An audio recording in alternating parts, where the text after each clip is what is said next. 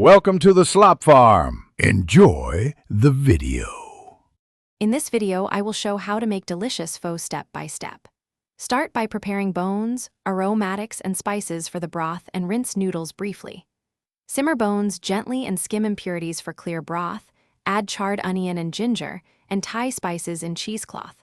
Taste for salt and sweetness, cook rice noodles until tender, slice meat thinly, and assemble bowls with herbs and fresh lime.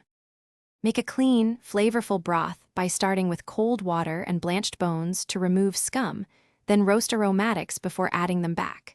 Simmer low and slow, topping up with water as needed and skimming regularly to keep clarity. Add a tied bundle of spices near the end and season carefully with fish sauce and rock sugar.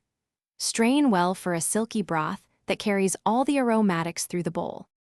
Prepare rice noodles according to package instructions and avoid overcooking to preserve texture. Thinly slice raw beef and briefly cook it in hot broth when assembling bowls, or use pre-cooked meat if preferred. Offer an array of garnishes like Thai basil, cilantro, lime wedges, sliced chili, and bean sprouts so each person can customize.